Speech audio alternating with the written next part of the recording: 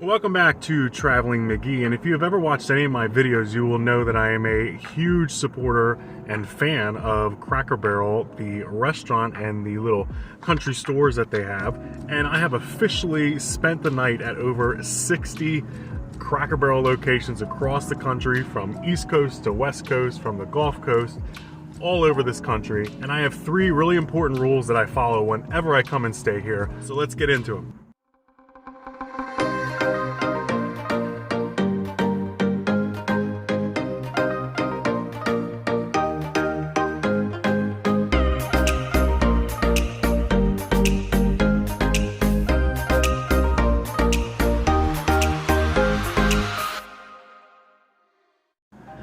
Let's be honest, Cracker Barrel is a real lifesaver for anybody that is traveling, especially doing van life, doing nomad living, things like that. You know, it's a really great kind of pit stop for people to take advantage of. Most stores, and I say most because I have encountered a few stores that do not allow overnight parking, but most stores do. And again, it's just a really great option for people that are kind of just passing through. Again, this is not a campground, so you want to keep that in mind. The food here is always really good. It's always really reliable. The service is great. The country store that you have to walk through to get into the actual restaurant is really cool.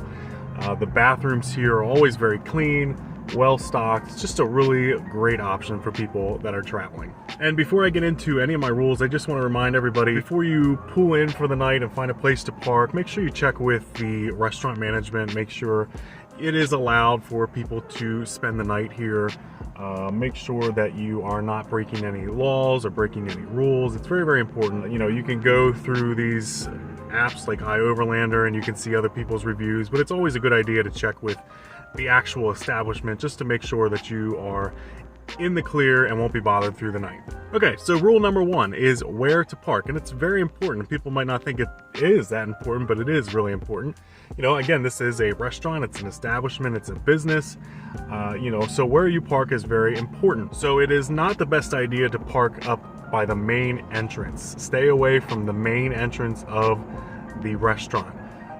It takes parking places away from people that are actually eating here, patronizing the establishment. You're also kind of in plain view of anybody that's coming in and out of the restaurant, so it might be a little bit awkward to see someone get into an RV or get into a van or what have you. It's really best to park at the back of the restaurant, and that's typically where they have their RV and bus parking spaces, and there's also an ample amount of parking typically behind each Cracker Barrel store, which is where I'm at right now. Another place you don't want to park is near the dumpsters.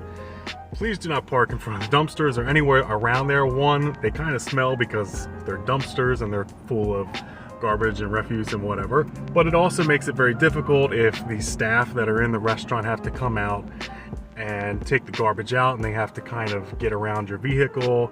It's just not a good thing. So definitely don't park around the garbage cans, around the oil receptacles. If they have recycling receptacles, try not to park around them either. The back of the building where the staff entrance is, all that kind of stuff. Most people don't park back there anyway, but just in case. But it's always a good reminder to not park in areas where you know that the restaurant staff are going to be working or could potentially work and make their lives a little bit more difficult. Rule number 2 is length of stay. Now, for me in general, I try not to stay more than one night. On a couple different occasions, I've slept at Cracker Barrels for 2 nights. The longer that you're here, the more eyes will be on you, if that makes sense. Meaning that, people are going to take notice after a while and realize that, this vehicle's been here for a while. Maybe some people have started to see you come in and out of your vehicle. It's just not a good look. It's not a good scene unless you have a kind of agreement with the management here for you to stay longer. I just would really avoid it. 1 to 2 nights max. Again, this isn't a campground. This is just kind of a pit stop, a place to get some shut-eye for a few hours. This is a privilege that Cracker Barrel allows travelers to do, to park in their parking lots. It's kind of a liability for the restaurant in case someone were to get hurt or whatever. So try not to overstay your welcome and just, be thankful that they're letting us do this and, be on your way. So rule number 3, and it is very, very important, and that is to just always maintain where you are parked. No trash. Don't leave anything behind that, the staff here are going to have to clean up. Cigarette butts, trash, wrappers, anything like that the staff would have to come out and clean up. Leave it better than you found it. If you pull in somewhere and you see that there's trash on the ground, pick it up, sweep it up. Cracker Barrel is really good about having these little trash cans kind of all around their parking lots. Just as a general rule of thumb, to just really clean up after yourself, leave it better than you found it. Even if you get here and the place is kind of dirty and there's trash on the ground, pick it up. Do the restaurant and the restaurant staff a favor and just kind of maintain the space. So I think that's just a really important thing to do in general, but especially when you are here at Cracker Barrel. Just make sure you clean up after yourself, take any trash with you, and leave it better than you found it. While it's not necessarily a rule, it's kind of an honorable mention for me.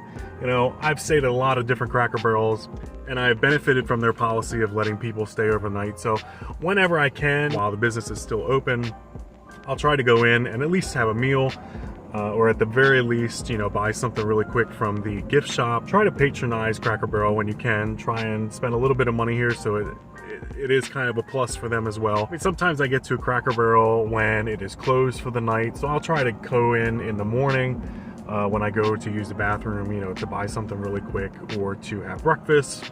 A really great place to have breakfast is Cracker Barrel. I think most people know that. Yeah, just kind of spending your money here when you can and when you're able to really helps out the business, and I think it's one of the things that we can do again to show our appreciation and to show our thanks. I've mentioned Cracker Barrel in many of my videos. Here on the East Coast, I don't have a lot of access to BLM land like I did out in the West. So having Cracker Barrel here is a really great option for me when I'm traveling. It's really easy to find a Cracker Barrel. They're usually right along some major highway, which is really great if I need to get on and off really quickly. They're always very, very safe. They're well lit. So those are my 3 basic rules, the things that I consider the most important. It's a really great company. I love Cracker Barrel. I love the food here, and it's just been a real lifesaver for me, and I know for many different other nomads and many different other solo travelers or even van lifers or RV travelers or whatever, Cracker Barrel really comes in handy when you need a place to park for the night, and it's just a great, safe option. So I hope everybody enjoyed this video, and if you ever get a chance to spend the night at a Cracker Barrel, I hope you do, just to say that you've done it. Again, just thank everybody for watching this little video. Hope it helped everybody out, and I will see you on the next one. Bye!